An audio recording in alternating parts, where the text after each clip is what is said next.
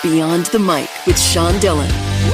We're joined on the start line by two guests. One is a financial expert. The other, a former unanimous All-American for the school in Austin. Don't blame the Red Raider and Cleveland Browns fan in me for that one. They co-wrote a book, The Winning Playbook, Strategies for Life on and Off the Field. We welcome Rob Welsh and Jonathan Scott. Hey, Sean. Hey, how's it going, buddy? Absolutely great friends. Let's go beyond the mic. Rob, the balance of wealth has started to shift in college football. NIL money is being thrown around like Halloween candy to the neighborhood kids. Why was this book so important for athletes to read right now? Well, Jonathan can concur with this too and probably elaborate, but the reality is not knowing what to do with that money once you get it. And the money you actually keep is a different story, but having a bunch of money and not having money before, it's a recipe for disaster, because what's going to happen is that money's going to end up in other people's hands. Whether it's family you didn't know that existed, whether it's the cars that you're not going to keep later on, whatever it is, that money's going to disappear if you don't have a emotional intelligence wrapped around money. You look at the money, what to do after you get the money, but I also like to look at what are you about to get into, right? So one of the things that can be new is that some of these young people, we're talking 17 years old, some of these young people don't even know how to clean their room, let alone getting into commerce, right? You're getting into commerce, understanding contractual obligations, understanding what are the terms, all the different nuances that come with a legally binding contract. What are you getting into, right? And so there should be certain questions that you should ask is, where are earnings? How long do I have this contractual obligation? Can I actually incorporate that into my everyday life? Because you got to also realize that they got football practice, they still got training hall, they still have study hall, they got games. And so now you're getting into commerce. You're literally walking into grown-upping. Now you're getting into grown-upping. So it's just knowing what to do and what you're about to get into. Jonathan, what would you have done or wanted to do if NIL money had been available when you were playing for Texas? Yeah, now probably if I had a crystal ball and knowing what to do prior to going into it, I would say something very, logical. I would get an insurance policy, get my own insurance policy. If I would have known then what I know now, I would have easily got an insurance policy, right? And understanding how that money can grow. And by the time I'm potentially getting into the professional realm, I got a nest egg, even if the NFL doesn't work out or, professional sports doesn't work out. So I would definitely get something that insure my person, insure myself. Authors of The Winning Playbook, Strategies for Life on and Off the Field, Rob Welsh and Jonathan Scott join us beyond the mic.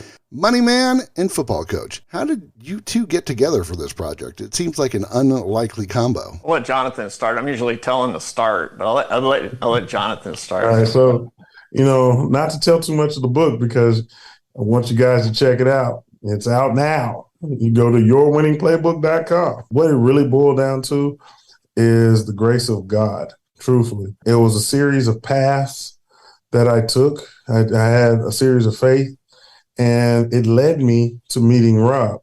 And Rob took an approach that was highly educating, and it wasn't biased, right? Because kind of to Rob's point is that everyone's trying to sell you on something. And Rob was the only person that I've met throughout my, young professional career that was trying to educate me on something, right? My financial advisor wasn't educating me on anything. And what happened is when I realized that, I thought I was doing everything right. It made me question my belief system of how money really works. And at that point, we built a friendship, also built a partnership in business. And, I'll pat him on his back. Rob is a master strategist. He knows how to take, this one thing and turn it into something even bigger. So being around like-minded individuals allowed me to grow. And it just really stepped up my entrepreneurship level, if you will. I met Jonathan through a business partner, and he just, like-minded. They had a chance to talk. And the reason that Jonathan was talking with him is because he didn't try to approach Jonathan on this, for anything other than like, hey, and once you start talking about saving on taxes, it's a different story, right? It's one of the hottest topics. And I met Jonathan, and the book is the key to the difference between that, why the book is different and what made this relationship unique was what he kind of addresses is that empowerment's key. I don't have to tell him what to do. Give him the power to be able to make decisions, understand the questions to ask, and empower him, which, by the way, I said, what's your mission? It was to empower others. That was right up the same as everybody else that was on our team of who we were, and gave him the empowerment. The empowerment was, here's the questions you should be asked. Here's the education. Do you know how this works? 3 months in, he fired his own advisor. It's not something I told him to do, but he knew more than the advisor, because everybody thinks it's this magic recipe. Like, I should listen to this person. And at the end of the day, that doesn't work. It's a big lie, right? You understanding, it's just not out there. And then Jonathan and I grew a good relationship. And then and this book came to be because Indigo River reached out. And after talking with Dan Vega at the time, who's the founder of it, and he was publisher, I was telling him, I said, this is a co-author book. I got the real life example. And this could be it could complement each other as two different people coming into it. One who's played national championship with UT, 10 years in the league, and successful by all means. And then, my experiences, and give it two dynamics. And they loved it. That's how this came to be. Jonathan, what mistakes did you make early in your career financially? I mean, we're all not perfect. I mean, did you ever go, wait a minute, what am I doing here? Yeah. Well, for me, it was trusting without verifying.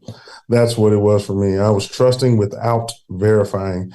And it's kind of like the lab coat theory, just because they're wearing a lab coat, oh, they're the best doctor in the game.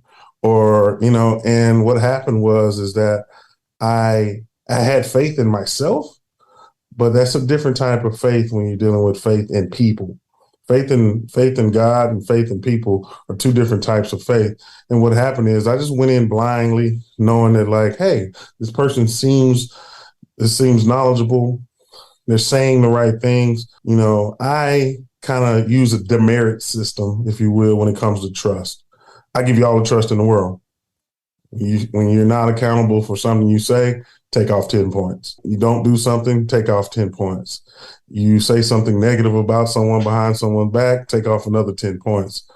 And I know a lot of times people tend to want to earn the trust. I give people that trust up front. And so that's something I had to learn for myself, is be more mindful and have a better discernment when dealing with anything in a foreign category, right? Now, when it comes to football, I know that. I'm very well versed in that. But, there's a lot of things that I don't know, and I can say humbly, it was some things that I just was not educated on. Now, if you give me the tools to be able to research and dig in deep, I can become a master in anything. So that's why, I think that's why me and Rob work so well, is because he has a skill set and it works well. Authors Rob Welsh and Jonathan Scott join us beyond the mic, and it's time for the Rocky Nade. 8 random questions. Answer with the first thing that comes to your mind. There is no pressure. Since we have 2 guests, we're going to alternate questions. Rob first. Rob, if you could buy season tickets to one team, and you can have them for life, but could never watch any other sport again, what team are you buying tickets for? Manchester United. Really? Okay. Now, how was losing the first 2 games? Was it killing you? No, because I want to buy them.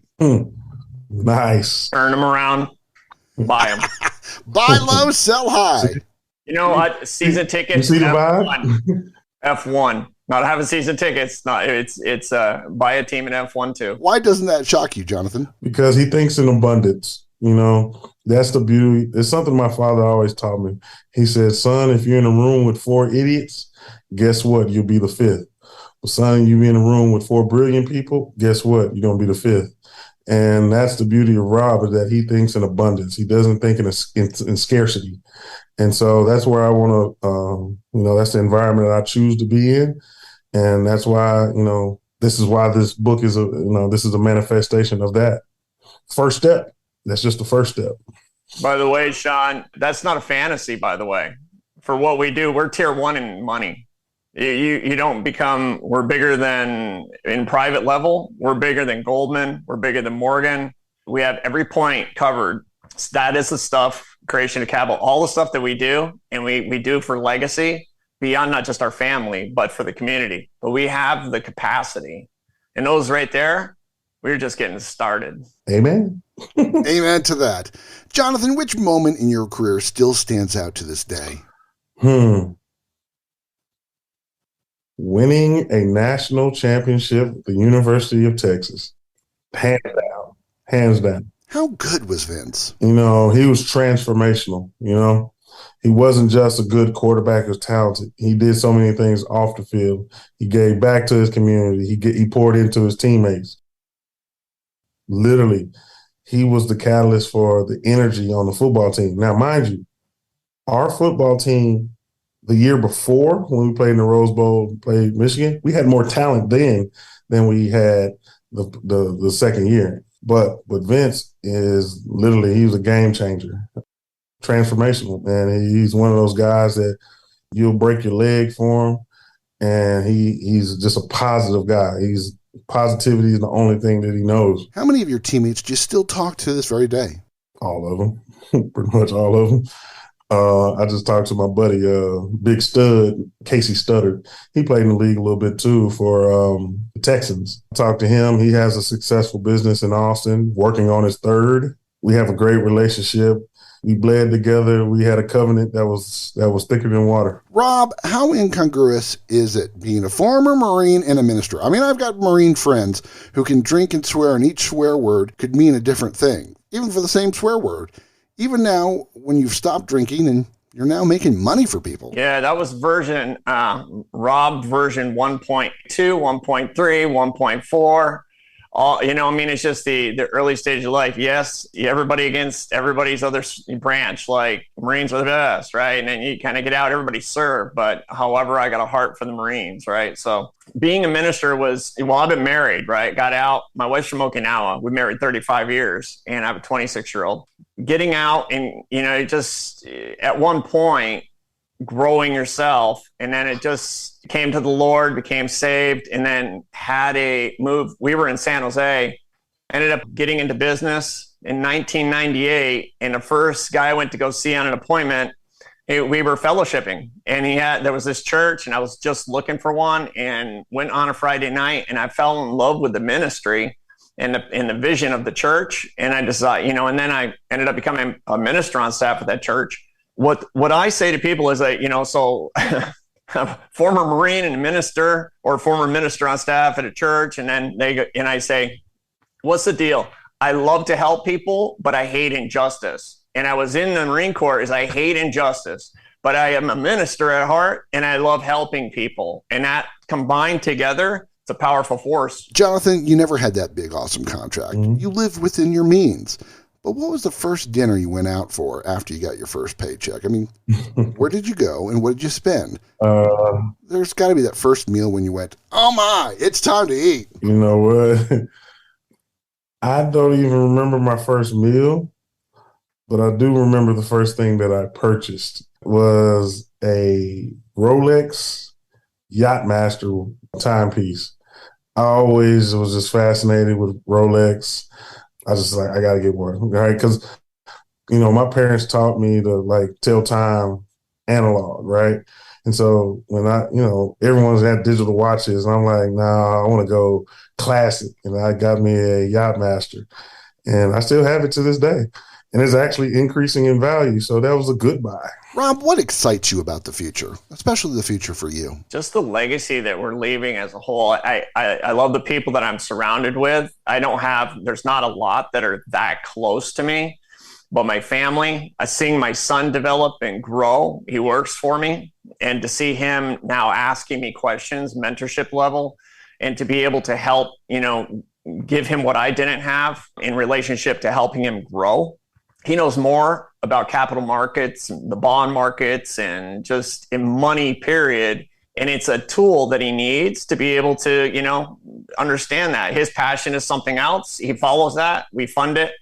But I really am excited for the stuff that we're doing today, for really what's going to happen 5 years from now and 10 years from now. What are the new technologies we're funding? What are the different developments we're doing? Some of this stuff for water, some of this stuff overseas, and developing youth.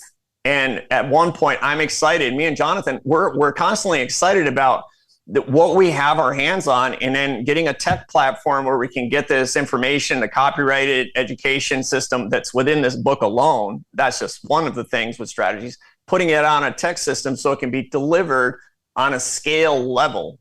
I mean, we're just constantly excited about what's happening now, but I have a vision that we won't be able to accomplish everything in this lifetime, and nothing that we start, some of it will be accomplished next lifetime, but the next generation and so on, and leaving that legacy for people to continue. Jonathan, what was your best moment from Carter High School? Carter High School. I think, oh man, I wish I had my yearbook. There was this moment where I'm signing my national letter of intent to go to University of Texas. And like, my dad is with me, right? He's sitting right next to me. There's this moment when I'm signing and my dad is looking across my shoulder, and you can tell he has a smile from ear to ear, seeing that he's proud of his son accomplishing his dreams. That internally brings peace within myself to know that, like, I made my dad proud, So, not to get too emotional, but Now, Rob, you've been married for 36 years. What's the best thing about your wife? She sees the best in me. I wouldn't be where I am today if she wasn't around. She literally is the driver. She's like, you should be doing this, and kind of sees the best in me. What is so amazing about her is she feels the gap of my weaknesses. To be 35, 36 years married, and to this day, I cook dinner every night that I can. We eat, we play dominoes or a game. We spend the time, fill it, and we spend time together. And everything that we don't chase money, everything she wants, I say, just get it. What's nice, she's from Japan and she's frugal. She's only 4'10", I'm 6'2", right? Mm-hmm. Jonathan knows her. She ran operations for the company for a while. And she is a powerhouse. She's got a heart of gold. She makes me better. Jonathan, she literally, I married up, Is he right, Jonathan? Oh, no, man, Miyuki she's that fire, and she has that attention to detail, and she has a certain spark that makes you say, you know what, let me get going. And you got to love it. And she's so gracious. I mean, I've never seen her. I know Rob's experience is definitely different than mine, but I've never seen her in a bad mood. She's out when she comes in the office.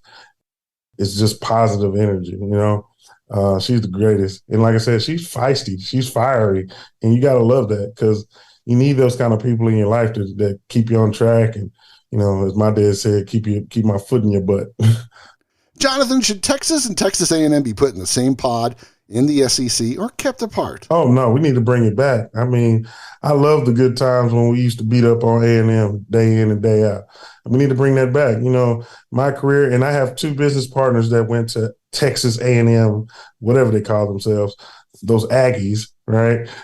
We used to beat up on them all the time. So I don't know what it's like to ever lose to inferior team. So there you have it.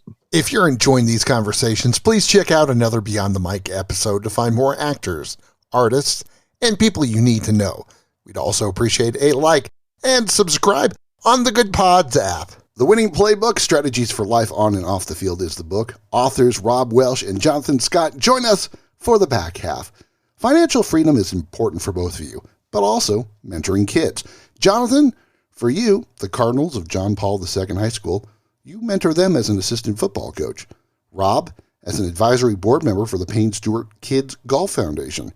Why is their future? Why are these kids' future so important for both of you? One of the biggest questions I've always been asked in the past was, if you go back, what would you change? What do you wish was different? That's one of the questions most people ask. And I really wish I had a mentor.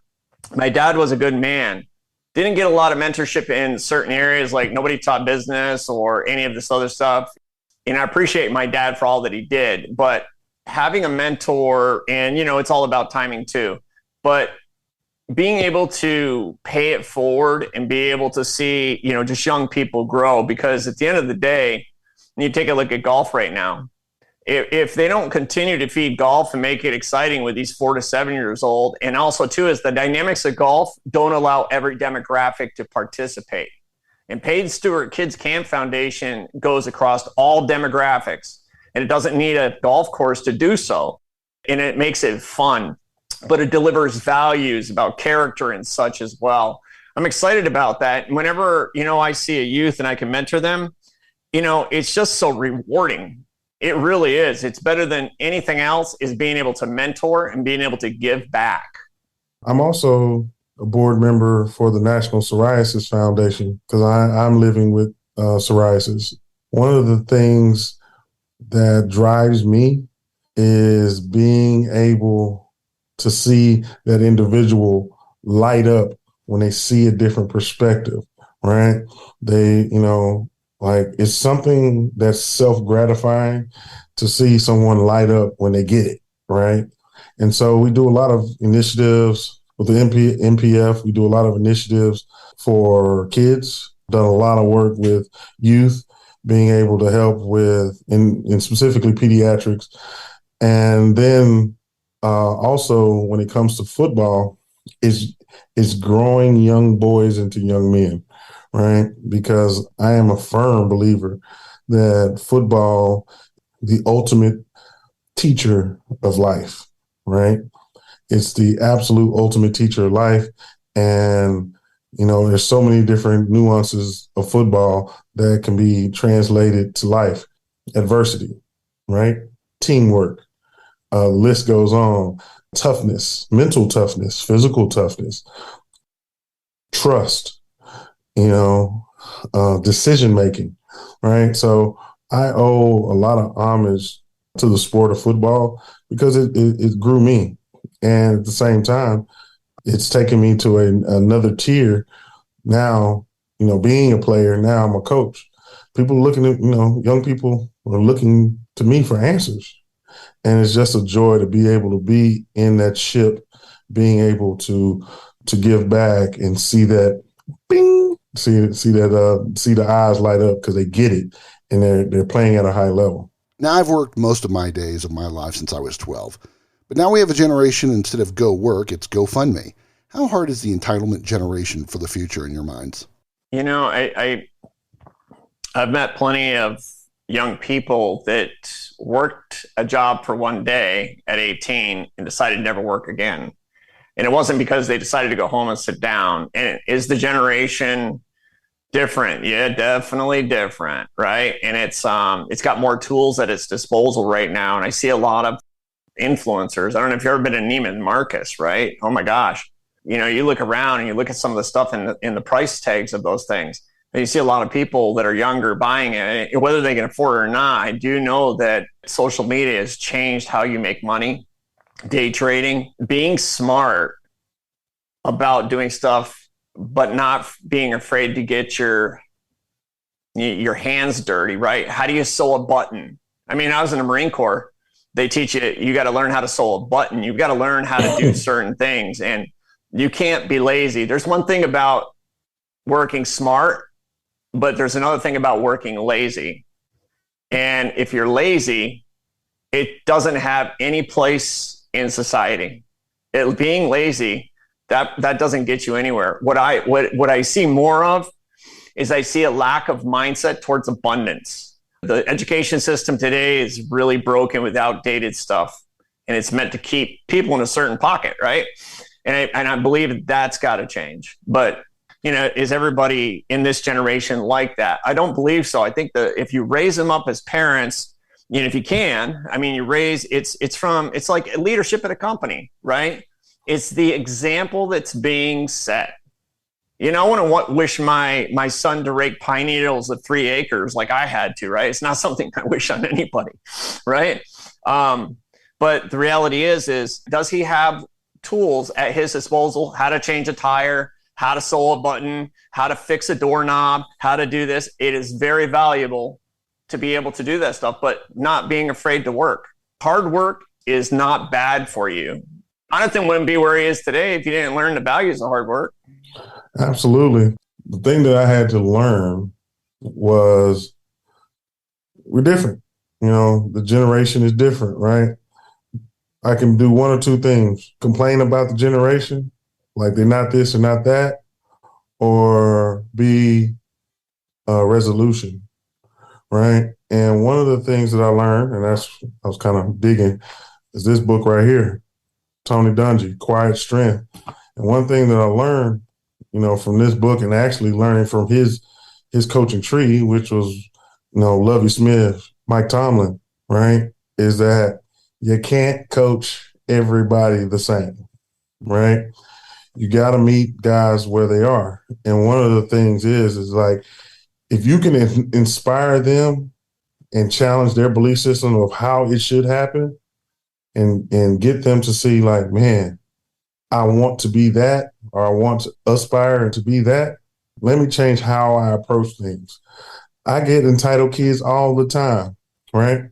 This one thing that I know, and I know very well, you can't cheat your way to the highest level professional sports. You can't Milli Vanilli your way all the way to it, right? You're going to have to put in the work, right? There is and it's unfortunate that the perception is what I see on Twitter or Instagram, and they see the they see the success. So all I have to do is post and I become successful.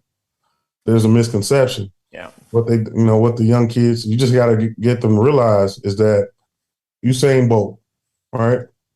World class, the fastest person in the world.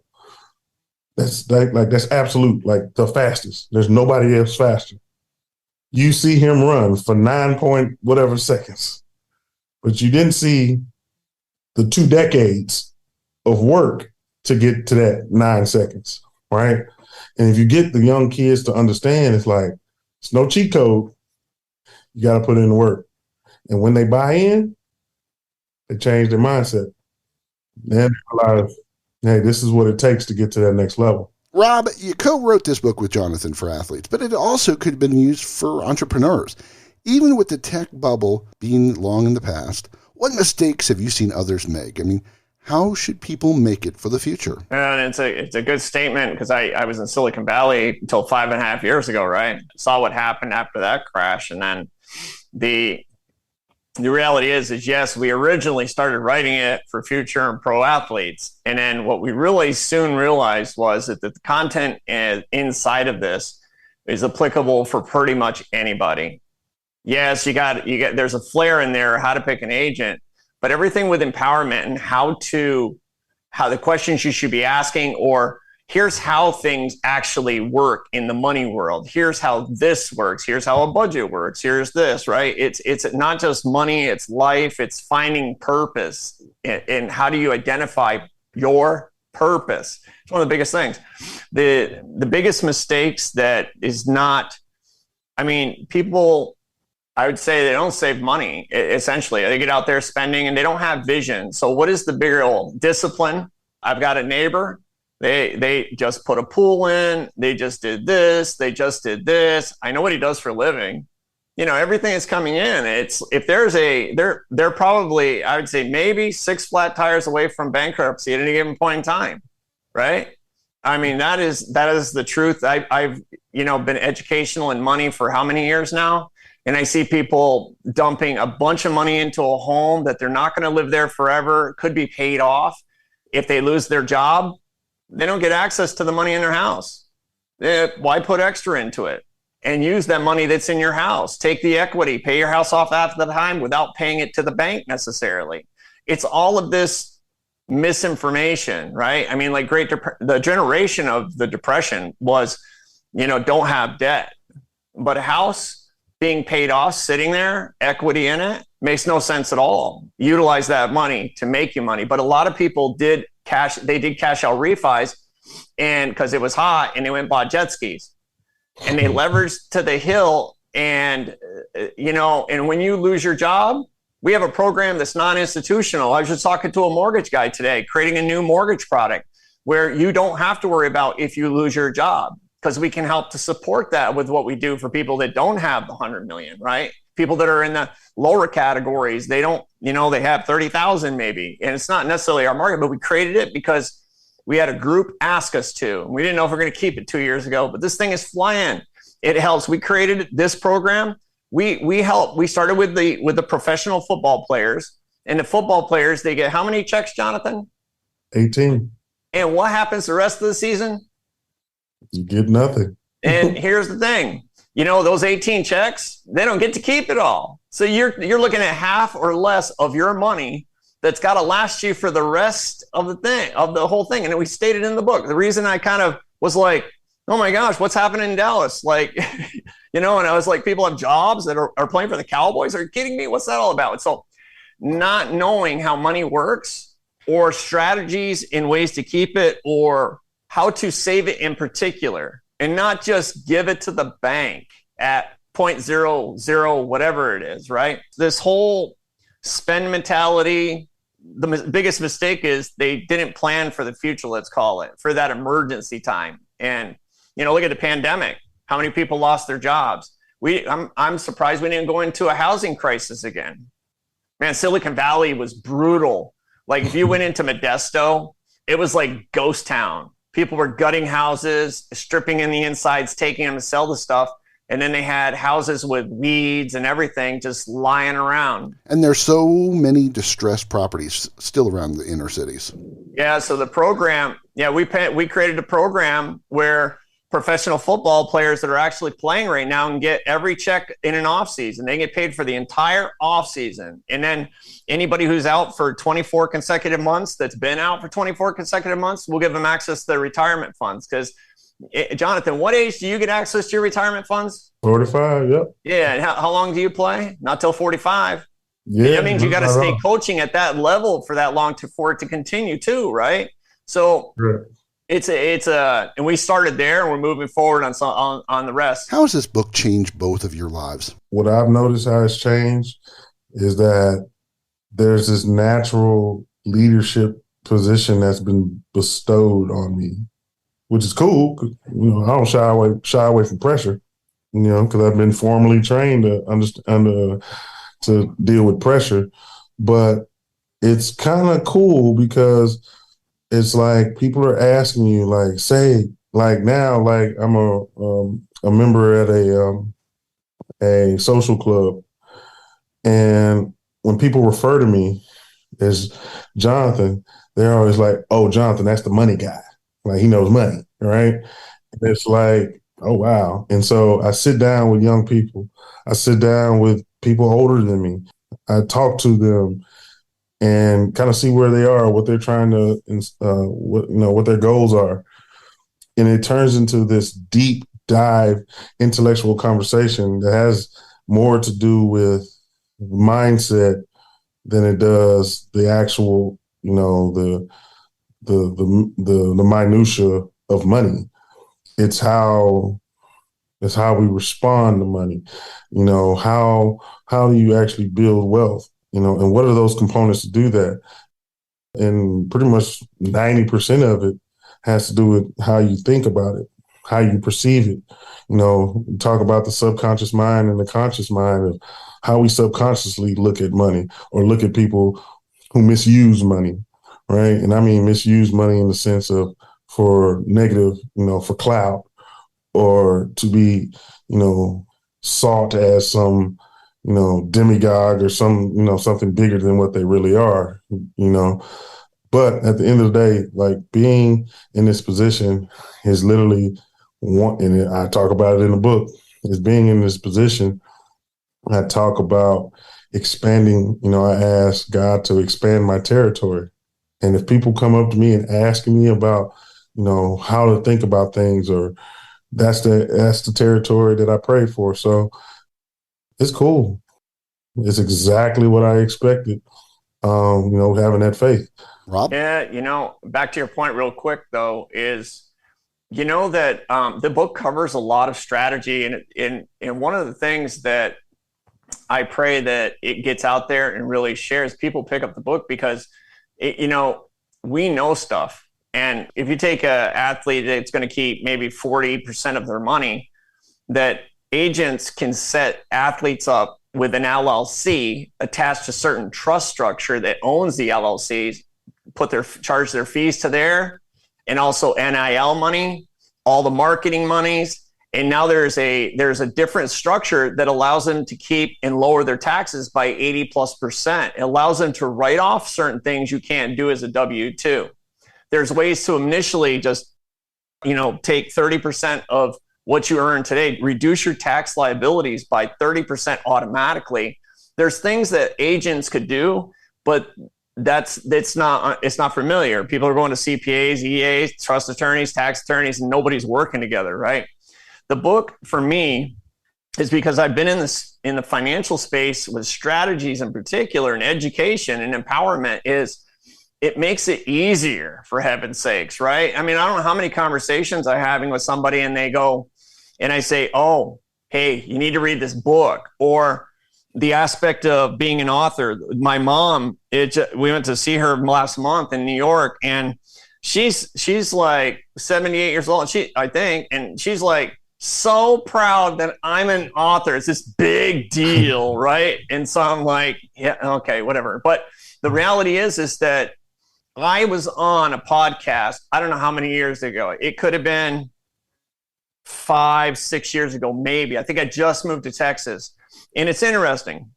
We're on this podcast and he's asking me these questions, and he asked me about Susie Orman and Dave Ramsey. And I gave him, I said, okay, you know what? Great information. However, they're not licensed to give some of the material, but I don't know why they say certain things in opinionated ways. To me, that's like a financial entertainer, I guess you would call it, right? However, they got value, and I respect, right? But, we get off this podcast and he said something. He goes, Rob, man, appreciate that. He goes, but you know what authority is, right? And I said, what do you mean? He goes, what's the first half of authority? I go, author. And he goes, exactly. Doesn't matter if they're right. And I was like, So at that point, intention you can manifest, right? Coming to Texas was like 4 years prior, talking to my wife because my son was getting out of school. Where are we going? Manifestation is when you have intention, but you don't really know, but you speak it out loud. In the book, being an author, it's okay. But I'm glad that we got it because it changed us, because we had never done it before. It was different. It was difficult. It was out of our comfort zone. We argued with the editor. I told my son, she wants to take all this stuff out. He goes, he's reading. He goes, have you read a book that you're like, man, just get to the point? I was like, yeah. He goes, exactly. And I was like, so it's like a slap in the face, right? But it really helped me to like, I need to learn how to really educate and to be on paper, to be concise, keep it simple. And the second person who came in that kind of went back through, who's an editor, she came back through and read it finally, right? And she's coming and asking us the questions to edit the Word doc because she needs to understand. It was the best exercise ever. And then I was talking to Jonathan a couple of weeks ago, and I was talking about, something with the book, and he goes, no way. He said, you actually had one of your students, they were asking about how to pick an agent. What'd you say? It's like, ooh, I got this. Like, it's like, ooh, let me tell you. So, one of the things that when it comes to picking an agent, all right, you got to know, like, it's all about building your team, right? You only know what you know. So what happens is that if you look at it, it's not just getting an agent. It's like now they're going to start calling you Mr. Scott instead of Jonathan Scott, right? And so now you are in control. You're the CEO of yourself. And so it's about picking your own board of directors. In your board of directors, there's a lot of things you don't know. So it's your finances, right? The money side of things. You shouldn't be picking someone that you trust or that you have loyalty to, because at the end of the day, I'm loyal to my sister, but she's in cybersecurity. Why would I have her as my CPA? Because I'm loyal to her. You wouldn't pick your waiter to be your cardiologist, would you? No. So you have to do the same thing. So what happens is that find your team, right? I would say find that spiritual leader, someone that can speak life into you. Find that person that's going to shoot you straight, right? That's usually that close friend, childhood friend, brother, family member that say, "Hey, you're doing wrong, Jonathan. You get your stuff together," right? And then on top of that, you get someone who is proficient in business, that understands pro formas, understands all the nuances when it comes to building a successful business. And what happens is that as you build this board of directors for your personal self, you start learning, you start acquiring new knowledge, right? Because you got to think, this is your first go at being a professional in business. It's in the book, right? It's time for One Big Question with the Winning Playbook authors, Strategies for Life on and Off the Field, Rob Welsh and Jonathan Scott, and Beyond the Mic. There are challenges that athletes face every day. Coaches, agents, friends, the pressure of family, and their own expectations. Gentlemen, in this book, you tackle the financial issues. But in the last chapter, you deal with life lessons from several sports stars. What's the next lesson that you believe needs to be taught? People think too small. Having purpose and really, what is it that you want? That is it. The book touches base beyond the ball, but until you have purpose or you really identify what it is that you want your life to look like, it's kind of like a young kid, like 7th or 8th grade, right? Taught a class before, how to get into college per se, but the reality is they all know what $1 million is, right? They don't know what taxes are. They don't know this. But they think what they're going to do after work. Well, they want to do what they like to do. One person wanted to be a cosmetologist, right? You're not going to make that kind of money being a cosmetologist on your own. So having a vision and a purpose, how do you really identify that and make a game plan? I'm a living, breathing example that it took later in life to get to that point. But being clear and not thinking small. How do you actually do that? Mm-hmm. Yeah, and to that point, it's like using the cosmetology aspect. Instead of looking at being like, I want to be the best barber in the city, I want to build a franchise of the best barbers in the country. And then at that point, I want to be able to create a franchise to where now I'm not only doing real estate, I'm doing franchising. And then on top of that, I'm actually building an educational program to bring in a feeder system of new cosmetologists. Now, that number that you were thinking that you wanted, it's going to probably be even bigger. And that's what Rob was saying, is thinking in abundance. And it's all about mindset. One little kind of quick tidbit is get to the back of the book, all of that reading, we've read every one of those books. Every one of them. They talk about mindset, they talk about manifestation, and there's some more stuff on there too that we didn't put because it may be a little bit next level. You can't earn your self-esteem. Personal development is the number one thing to grow anything. And I got a thing back from Lance Allred. He's first NBA deaf player, right? And he got the book.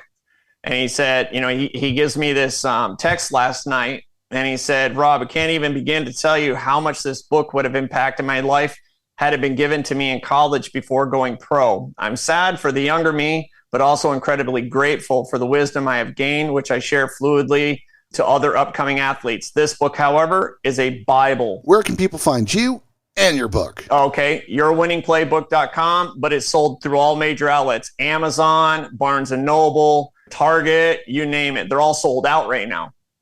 Except for, you can go to Amazon, you can go to Target online, Barnes & Noble. But if you were to go to the shelves, they're all sold out already. And again, that's yourwinningplaybook.com. They want you to level up your strategies for life on and off the field. Believe that Texas and Texas A&M should be put in the same pod again. And Rob's wife is pretty damn amazing. Author of The Winning Playbook, Rob Welsh and Jonathan R. Scott. Thanks for taking the time to talk with us today. Absolutely. Thanks, Sean. My pleasure. And that, my friends, is Beyond the Mic.